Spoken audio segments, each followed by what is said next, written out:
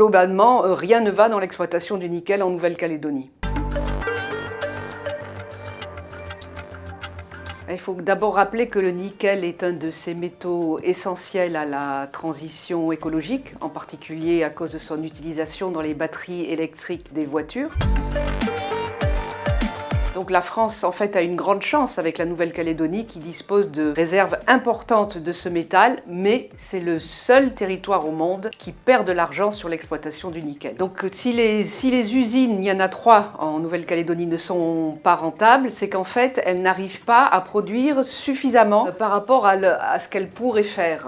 Et pourquoi cela? Alors il y a eu un rapport de l'Inspection générale des finances et du Conseil général à l'économie qui a été rendu le 1er août, et alors qui cite pêle-mêle tout un tas de raisons, le fait que les gisements les plus riches sont en train de s'épuiser, parce qu'ils sont sous-exploités et mal exploités, parce qu'il y a un climat social qui n'est pas bon, parce qu'il y a des données réglementaires qui ne sont pas bonnes, parce que le coût de l'énergie est beaucoup plus élevé en Nouvelle-Calédonie que chez ses principaux concurrents. Globalement, rien ne va dans l'exploitation du nickel en Nouvelle-Calédonie.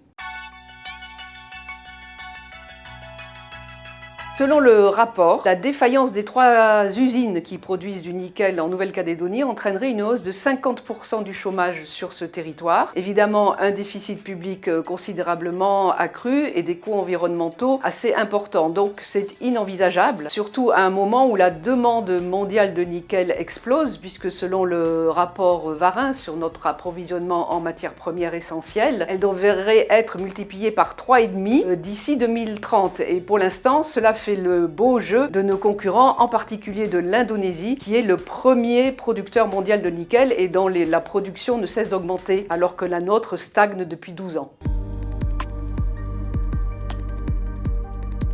Toute cette semaine, il y a des réunions qui se tiennent globalement sur la Nouvelle-Calédonie, à Bercy, à Matignon et à Beauvau, et en particulier sur le nickel. Lors de son voyage à Nouméa en fin de juillet dernier, Emmanuel Macron avait dit « il faut que tout ça redevienne rentable, parce que moi, État, je veux bien mettre de l'argent dans ces usines, mais il faut vraiment qu'elles deviennent rentables, parce qu'on parle d'investissements importants, puisqu'il s'agit de 5 milliards d'euros qu'il faudrait pour rebooster cette filière. Mais il n'y a pas que des problèmes économiques, il y a un problème politique qui existe depuis au moins 12 ans. C'est cette fameuse doctrine nickel imposée, inventée par les Kanaks et qui est en fait une vision politique du nickel et qui consisterait à nationaliser tout ça. Le problème, c'est que adapté à la gestion de l'usine de nickel du Nord, qui a été gérée notamment par les Kanaks, c'est catastrophique puisqu'on est à l'heure actuelle pour cette usine à 10 milliards d'euros d'endettement. Donc, comme dit Emmanuel Macron, il va falloir revoir tout ça, y compris la doctrine nickel. Ça ne va pas faire plaisir à tout le monde, mais il va vraiment falloir le faire.